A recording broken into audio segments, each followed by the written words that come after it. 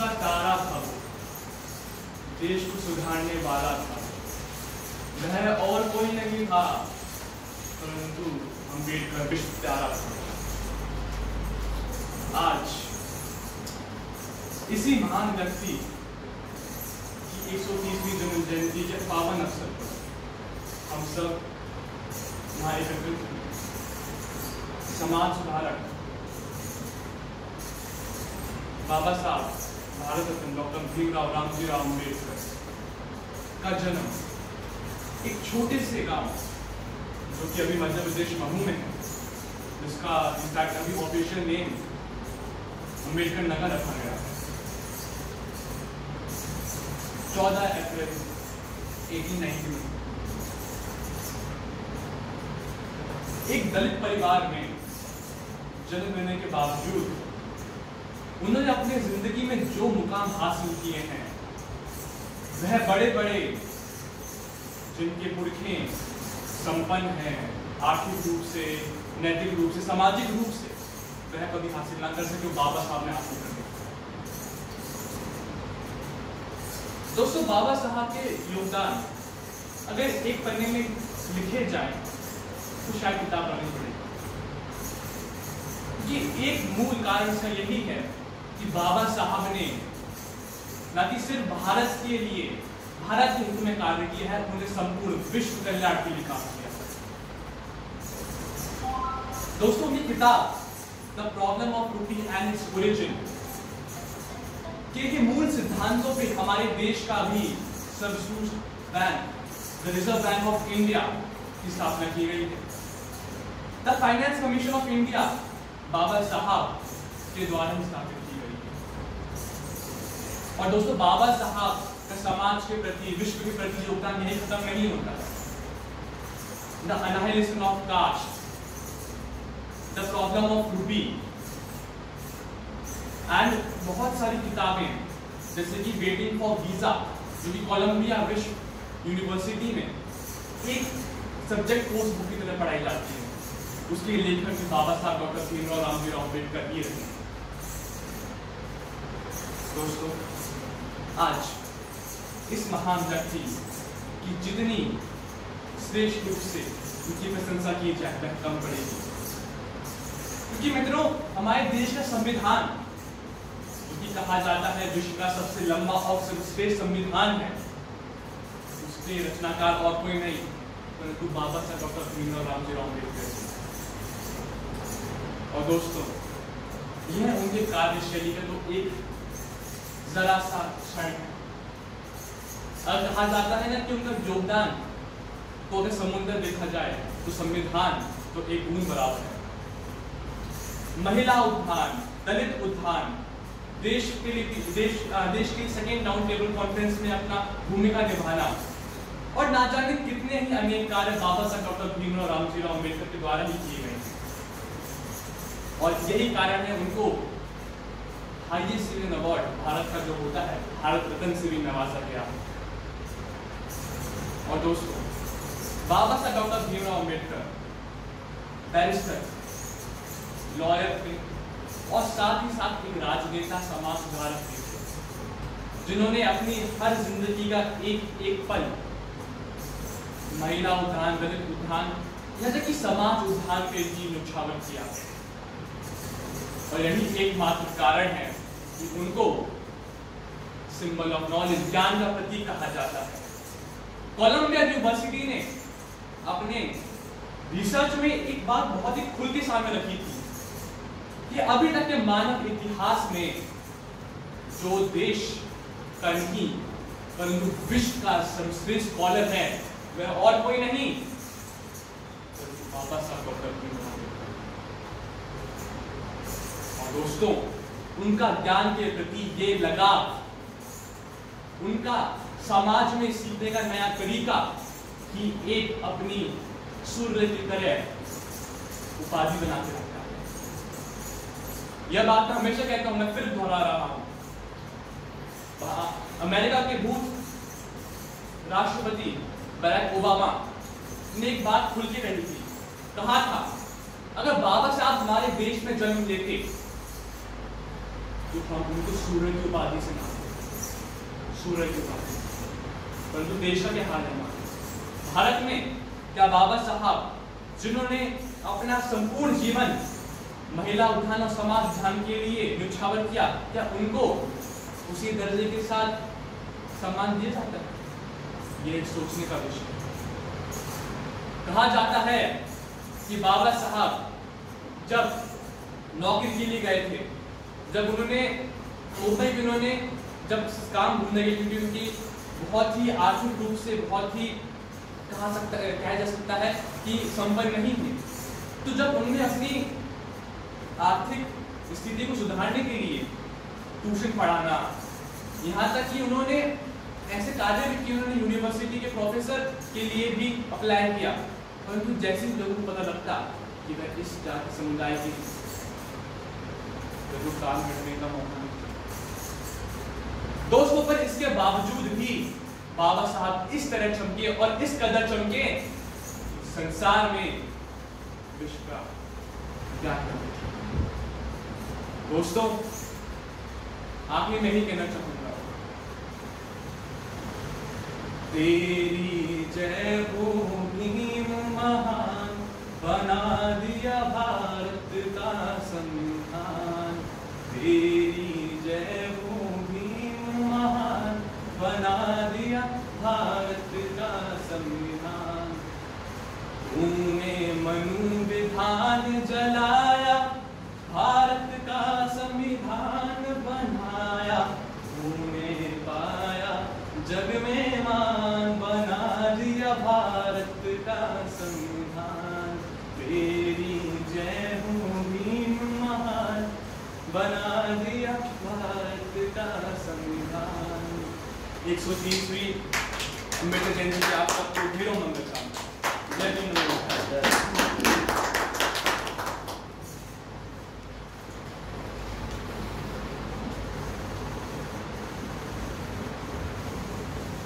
अविनाश जी के अभी इतनी कम उम्र में इतना विस्तृत ज्ञान, और वे आप काफी प्रस्तुतिकरण इनका बहुत ही अच्छा है, क्रमबद्धता बातों को कहने की। बाबा साहब से हम लोग यही प्रार्थना करते हैं कि अविनाश का जीवन उज्ज्वलमय हो और ये अपने सफलता के पीक पर पहुंचे। और इस क्रम में हम आदरणीय वरिष्ठ कोषाधिकारी महोदय जी से निवेदन करते हैं कि सर आवे और बाबा साहब के जीवन के संबंध में विस्तृत प्रकाश डाले सर, और हम लोगों को उस ज्ञानार्जन हो। सर से निवेदन है कि हमें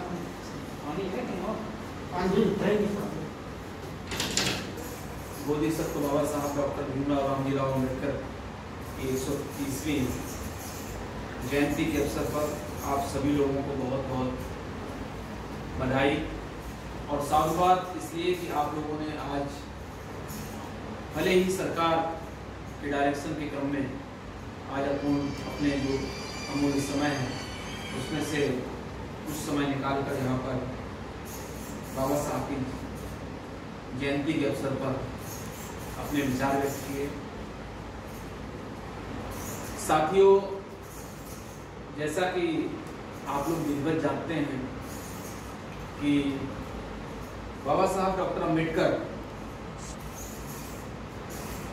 एक व्यक्ति नहीं है, एक व्यक्तित्व है, एक थॉट इसलिए कह सकते हैं कि डॉक्टर अम्बेडकर का जो चरित्र है वो इतना व्यापक है, जैसा अविनाश ने भी कहा कि अगर हम कागज के पन्नों में लिपिबद्ध करना चाहें, धनंजय कीर जैसा महाविद्वान जिसने बहुत सारी जीवनियां लिखी, उसकी नजर में इस संसार के जितने भी महापुरुष हुए उस पर उन्होंने किताबें लिखी। बाबा साहब की प्रीफेस वो लिखते हैं कि डॉक्टर अम्बेडकर जैसा व्यक्तित्व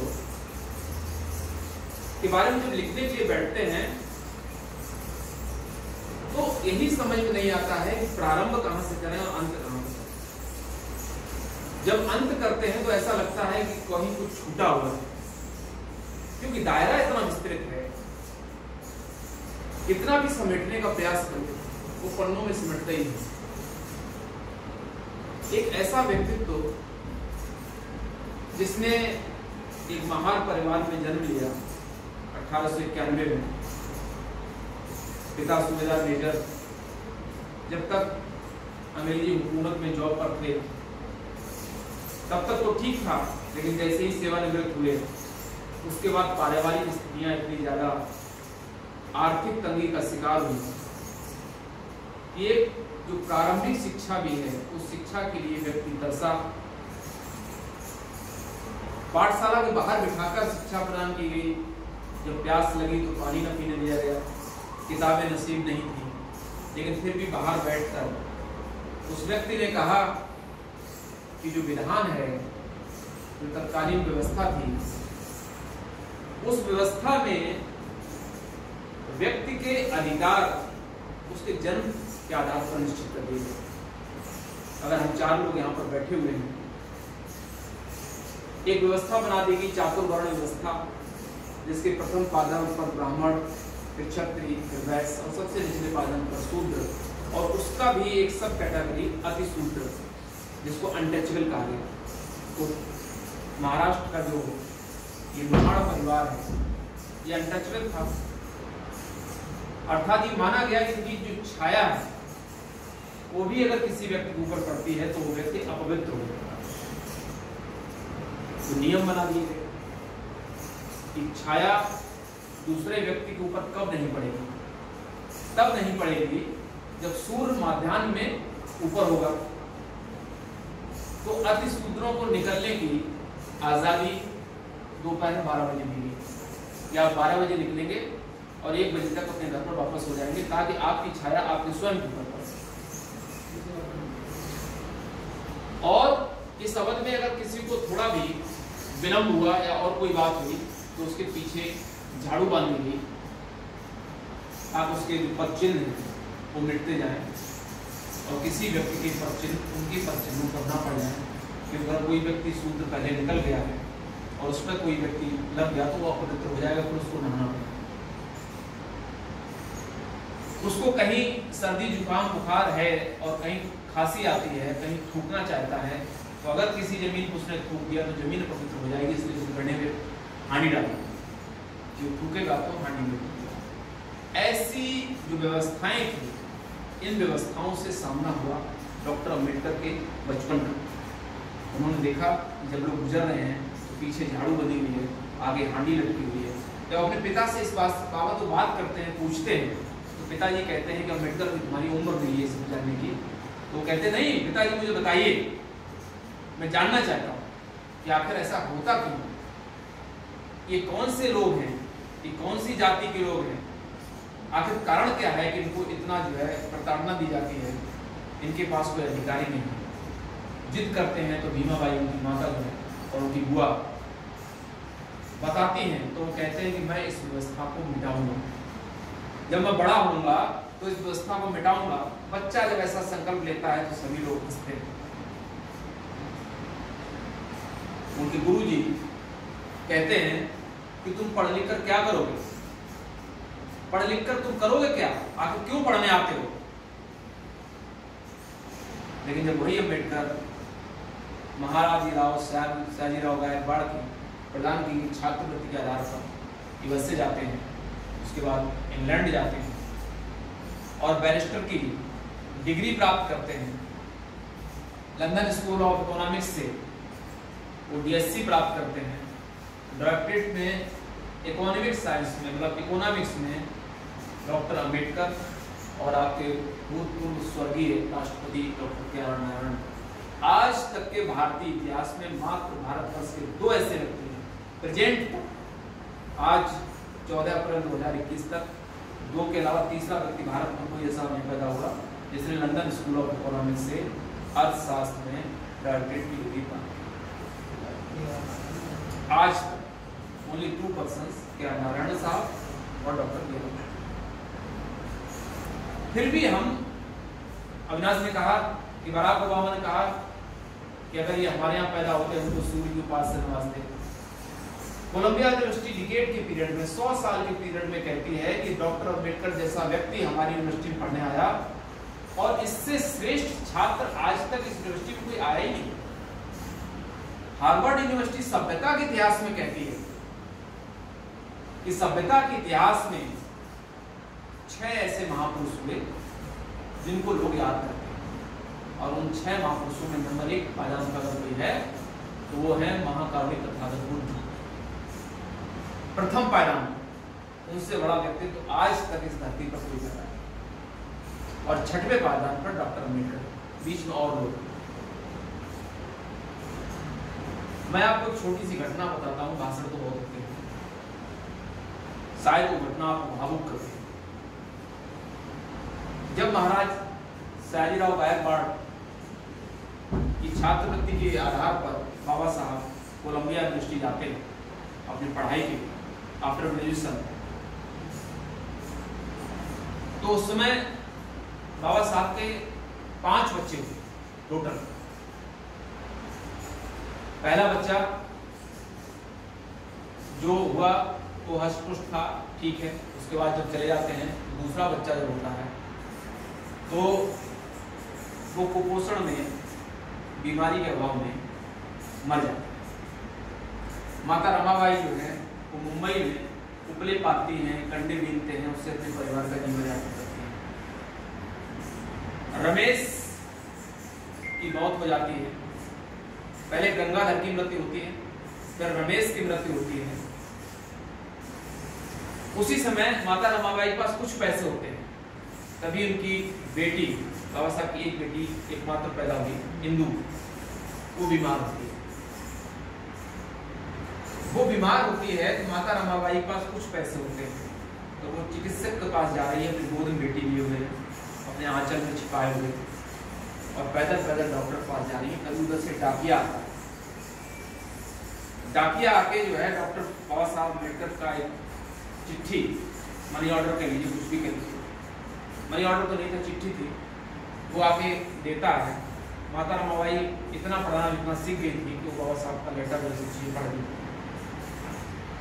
वो जब चिट्ठी खोल के पढ़ती हैं तो उस चिट्ठी में लिखा है, उसमें ये लिखा था कि रमाबाई, यद्यप मेरी पढ़ाई ठीक चल रही है, मैं केवल एक टाइम का खाना खा के अपनी पढ़ाई पूरी कर रहा हूँ, लेकिन मेरे पास किताबें खरीदने के लिए कुछ पैसे कम पड़ गए। अच्छा होता अगर तू कुछ पैसे जो तुमने उपलों से इकट्ठे किए तो मुझे भेज दे, तो मैं अपनी किताबें कुछ वक्त खरीद लूँ। खाना तो मैं एक ही बार खा काम चलाऊँ। और देखकर बाबा साहब केवल टोस्ट, 2 टोस्ट और चाय पी के पूरा दिन लगे। माता रमाबाई की आंखों से आंसू झलकते हैं। एक तरफ गोद में वो बीमार बच्ची जिसको दिखाने के लिए डॉक्टर के पास जा रही है, और गिने चुने पैसे, और दूसरी तरफ बाबा साहब का वो घर। अपने हृदय पर पत्थर रखकर वो निर्णय लेती हैं कि बच्ची को हम बाद में दिखा लेंगे, उनकी पढ़ाई न रुके, इसलिए ये पैसे हम बाबा साहब को भेजते हैं। वो मनी ऑर्डर करके पैसे बाबा साहब को भेजती हैं। चिकित्सक को न दिखा पाने के कारण वो बच्ची दम हो गई। बच्ची के मरने की सूचना भी वो बाबा साहब को देती। जब बाबा साहब लौट के आते हैं अपनी थीसिस पूरी करके, ग्रेजुएट लेके लंदन से, तो बाबा साहब कहते हैं, रमा तुमने तो कमाल कर दिया, तुमने इंदू के मरने की खबर भी मुझे नहीं दी। तो माता रमाबाई कहती है, अगर मैं आपको खबर देती तो आपकी पढ़ाई बाधित होती, और जिस मुकाम को लेके आप गए थे वो मुकाम आपको। बाबा साहब फिर दिनचर्या में लग जाते हैं, और वहीं मुंबई हाई कोर्ट में प्रैक्टिस शुरू कर देते हैं। सबसे छोटा बेटा बाबा साहब का राजरतन। बाबा साहब कहते हैं, कोई बात नहीं इंदू, हमारा बड़ा बेटा यशवंत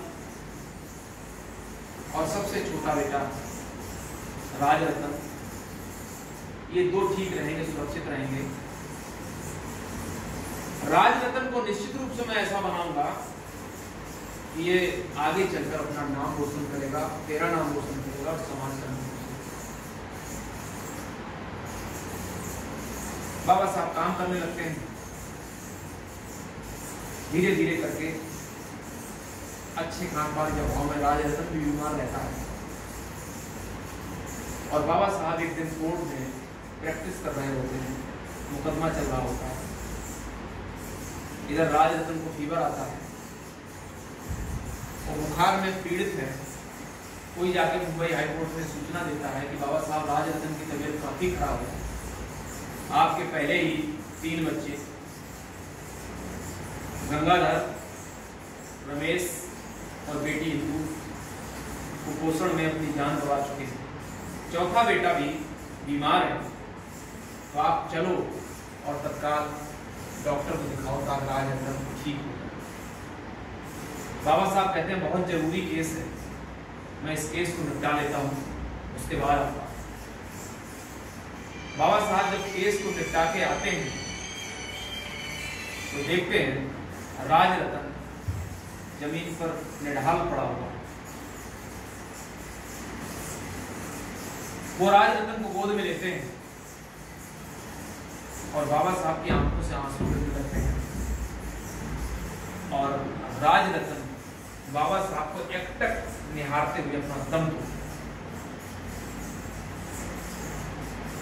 माता रमाबाई का जो ज्वार भाटा था, जो अंदर उबाल मार रहा था, टूट जाता है, सैलाब टूट जाता है, उनका ढाढ़स टूट जाता है और वो चिल्ला के कहती है बहुत हुआ बाबा साहब, आपकी समाज सेवा ने हमारे 4 बच्चे कुर्बान कर दिए।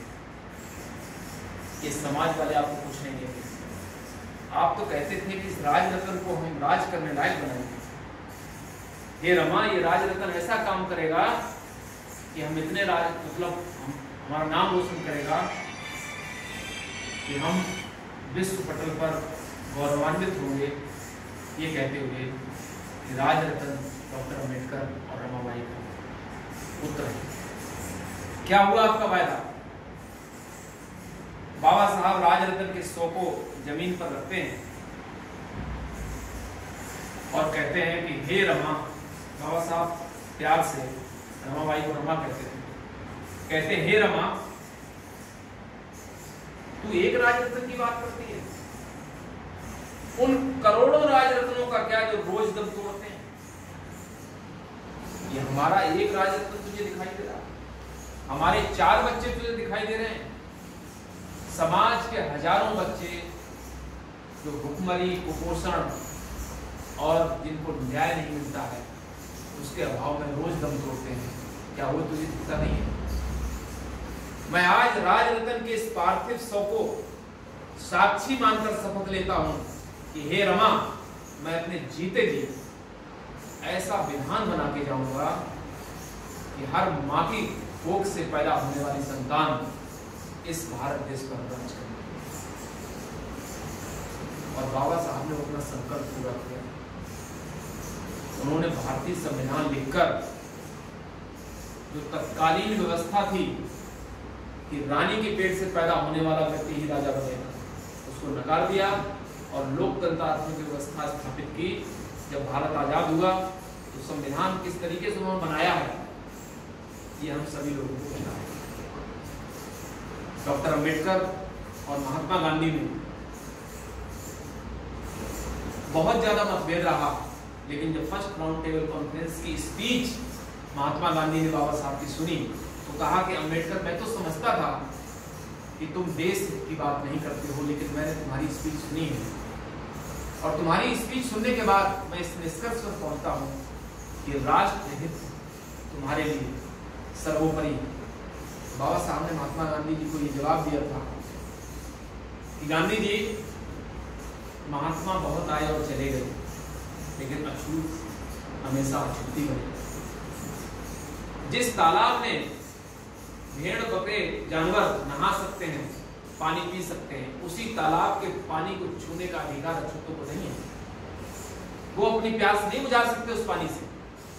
इसीलिए मुझे चावदार तालाब के लिए 1928 में 27 में संघर्ष करना पड़ा।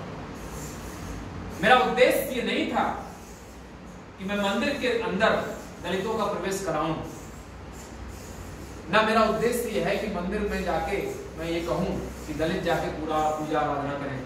मेरा उद्देश्य तो सिर्फ और सिर्फ इतना था कि वो धार्मिक स्थल के दरवाजे प्रत्येक व्यक्ति के लिए समान रूप से खुले। जिसकी इच्छा है चाहे जाना चाहे, जिसकी इच्छा न करना चाहे ना जाए। धर्म मनुष्य के लिए है, मनुष्य धर्म के लिए है। जो धर्म मनुष्य का सर्वांगीण विकास नहीं करता, ऐसे धर्म को मैं मानने से इनकार करता। और आप दलितों की दाई तो हो सकते हैं, लेकिन मां नहीं हो सकते। जब मां एक बच्चे को जन्म देती है तो असली प्रसव पीड़ा क्या होती है, उसकी अनुभूति उस मां को होती है, दाई को नहीं होती। दाई को क्या पता कितनी पीड़ा हो रही है। मैं उस समाज की मां हूं और आप दलितों के समाज की दाई हैं। मुझे पता है ना पीड़ा। जब मेरे जैसे विद्वान व्यक्ति का, मेरे जैसे ऐसे व्यक्ति का जिसको साजीराव गायकवाड़ ने सैन्य सचिव का पद दिया और मेरा उस पारसी धर्मशाला से सामान निकालकर 1917 में 23 सितंबर 1917 को बाबा साहब का सामान इससे छोटे कमरे में रखा हुआ था, उसको निकाल लोगों ने धरे चौराहे पर फेंक दिया और कहा कि तुम्हें इस कमरे में रहने का अधिकार नहीं। तब जब वो सैन्य सचिव थे, सेक्रेटरी ऑफ डिफेंस, जब सेक्रेटरी ऑफ डिफेंस का सामान निकाल के फेंका जा सकता है केवल इस कारण से कि वो दलित है, तो इस समाज में सम्मान तो केवल उस व्यक्ति का है जो चातुर्वर्ण व्यवस्था के ऊपरी पायदान पर रहता है। लोग अक्सर बातें करते हैं कि बाबा साहब ने केवल दलित के लिए काम किया। ऐसे लोगों को शायद जानकारी नहीं है कि उन्होंने केवल दलित के लिए काम नहीं किया। बाबा साहब ने जो काम किया है वो आप अपनी नजर को जहां जहां उठाकर देखेंगे। महिलाओं की अगर बात करें तो महिला चाहे वो ब्राह्मण की हो, चाहे वो क्षत्रिय की हो, चाहे वो वैश्य की हो, चाहे वो शूद्र की हो और चाहे वह अतिशूद्र की हो, महिला सदा अपवित्र मानी गई। महिला सदैव अछूत मानी गई। महिला को उन्हीं लोगों ने अछूत माना जो कि ब्राह्मणी विचारधारा के पंचायत और पोषक हैं, जो पोषक हैं, उन्होंने ही अपनी बहन बेटी मां को अछूत माना। उस अछूतत्व से अगर किसी ने छुटकारा दिलवाया है तो केवल और केवल डॉक्टर बी आर अम्बेडकर। मैं तो खुली बहस करने के लिए तैयार रहता हूँ कभी भी। अगर किसी को अपने ऊपर नाज है और उसको जानकारी है तो बताए, उच्च वर्ग का व्यक्ति बताए कि उसके समाज के किस उच्च वर्ग के व्यक्ति ने कहा है कि महिला समान है। तो तुलसीदास जैसे व्यक्ति ने लिख दिया कि ढोल गवार शूद्र पशु नारी सकल ताड़ना के अधिकारी। बिना प्रताड़ना के, बिना मारपीट की ये लोग लाइन पे नहीं रहते। चाहे शूद्र हो, चाहे वो ढोल हो, चाहे गंवार हो, चाहे वो शूद्र हो, चाहे वो पशु हो, चाहे नारी हो, नारी भी उसी लाइन में शामिल है। तो आज समाज की कितनी नारियां डॉक्टर बी आर अम्बेडकर को मानती हैं। अरे तुम बी आर अम्बेडकर को मत मानो, लेकिन कम से कम बी आर अम्बेडकर के विचारों की कदर तो करो, जिनके कारण तुम जो है आज समाज में बराबरी से बराबरी पे चल रहे हो। कंधे से कंधा मिलाकर सर्विस सेक्टर में हो, आप प्राइवेट सेक्टर में हो, बिजनेस सेक्टर में हो, वो केवल और केवल डॉक्टर बी आर अम्बेडकर की बात। मजदूरों के हित की बात की जाए, आजाद भारत से पहले हम 12 घंटे काम करते थे, सभी को पता है। बाबा साहब ने वर्किंग आवर्स बढ़वा के ऑपरेटिव, उसमें हम सब भी शामिल हैं, हम भी वर्कर ही हैं, ऑल गवर्नमेंट एम्प्लॉय और वर्कर्स एम्प्लॉय। तो हम भी कोई अलग नहीं है, हमको 12 घंटे बैठ काम करना पड़ता, तनख्वाह हमको नहीं मिलती, वो केवल और केवल बाबा साहब की देन। आज हम आते हैं 10 बजे और ठीक 5 बजे समय देखते हैं, चल देते हैं, 8 घंटे काम करना, उसके बाद हमको 4 घंटे और काम करना था, तो केवल बाबा साहब। इंडस्ट्री के क्षेत्र में चले जाइए, जितनी भी आपकी परियोजनाएं हैं, आपकी जो हैदराबाद की परियोजना है, वो कौन सा डैम है हैदराबाद में, वो नागार्जुन सागर जो प्रोजेक्ट है, वो बाबा साहब के विचारों का, उस पर अगर जाए पत्थर भी लिखा हो। तो बाबा साहब ने हर क्षेत्र में काम किया। बताया इन्होंने, अविनाश ने बताया द प्रॉब्लम ऑफ रूपी, इट्स ओरिजिन एंड सॉल्यूशन, जिसके आधार पर आरबीआई की स्थापना हुई। बाबा साहब तो भारतीय सामाजिक, राजनीतिक, आर्थिक आंदोलन के ऐसे पुरोधा हैं जिन्होंने हमेशा प्रत्येक क्षेत्र में काम किया। उनको लगा कि इस व्यक्ति की कहने वाला कोई नहीं है, उस व्यक्ति के हितों को लेकर उन्होंने काम किया। अभी कलेक्ट्रेट में जो समारोह हो रहा है उसमें मैंने यही कहा कि बाबा साहब के व्यक्तित्व और कर्तृत्व को हमने बड़ा सीमित आंकड़ों में नाम किया। अगर तुलना करने की बात आती है तो डॉक्टर अंबेडकर की तुलना आप भारतीय समाज के किसी भी व्यक्ति से नहीं कर सकते। भारत का एक भी राजनीतिक व्यक्तित्व, सामाजिक व्यक्तित्व नहीं है जो डॉक्टर अंबेडकर की बराबरी में कहीं दूर दूर तक ठहरता हो। और अगर वो ठहरता है तो केवल भारत के लोग ही उसकी विवेचना कर सकते हैं। अगर निष्पक्ष विवेचना वैश्विक लेवल पर करवाई जाए तो दूर दूर तक कहीं व्यक्तियों का नाम नहीं। आज ही मैं कहीं सुन रहा था, पता तो पहले ही सीखा इस चीज का कि भारत वर्ष में ही नहीं, विश्व के अगर समस्त देशों में बाबा साहब की मूर्तियों की स्थापना की जाए, देखी जाए, काउंटिंग कराई जाए, तो मुझे नहीं लग रहा उनसे ज़्यादा नंबर 1 तो बुद्ध की मूर्तियाँ हैं, लेकिन नंबर 2 पे बाबा साहब की मूर्तियाँ ही नहीं हैं। उससे ज़्यादा मूर्तियाँ किसी में नहीं। तो उनके फॉलोअर्स विदेशों में क्यों हैं? उनके फॉलोअर्स विदेशों में इसलिए हैं कि वो एक पहला व्यक्ति था जिसकी कार्यप्रणाली यानी कथनी और करनी में कोई अंतर नहीं। उन्होंने अपनी राजनीतिक सिद्धांतों में कभी फेरबदल नहीं किया। सैनी जी ने बताया 1951 में, किसने बताया था? अच्छा, आपने बताया, मनोज जी ने बताया। उन्होंने हिंदू कोड भी लिया, लाए, लोगों का सहमत बनी, उन्होंने इस्तीफा दे दिया, रिजाइन कर दिया। उन्होंने कहा नहीं, जब मैं कानून मंत्री रहते हुए और महिलाओं के हक में, महिलाओं की बात करें, महिलाओं के लिए तो मतलब इतने अभूतपूर्व कार्य किए उन्होंने। एक पति एक पत्नी, महिला का पति की संपत्ति में अधिकार, ये सारी चीजें। भाई बाबा साहब के अगर ये कानून ना होते तो आज चाहे वो लड़कियां हों चाहे वो पत्नी हों, जिनके हस्बैंड या अन्य घर में कोई कैजुअलिटी होती है तो मृतक आश्रित में लग जाते हैं, क्या लग पाते? आप सोचिए, जब आपको राइट ही नहीं था तो आप उस श्रेणी में परिवार में आते नहीं, आप लग ही नहीं सकते। तो हम सब लोग बाबा साहब के ऋणी हैं। अगर आप उनका निष्पक्ष आकलन करेंगे तो पाएंगे कि बाबा साहब का कार्यक्षेत्र, उनका दायरा बहुत ही असीम है। और उन्होंने भारतीय संविधान में एक एक चीज उल्लेखित की है। इसलिए हम सभी को चाहिए कि भारतीय संविधान का गहन अध्ययन करें और अपने अधिकारों को लेकर हमेशा सजग रहें, ताकि हमारा कोई भी व्यक्ति शोषण न कर सके। पुनः आप सभी को आज के इस पावन अवसर पर कोटि कोटि मंगल कामना, बहुत बहुत बधाई। सभी का बहुत बहुत मंगल हो, साधुवाद यहाँ आगे। धन्यवाद। जय हिंद।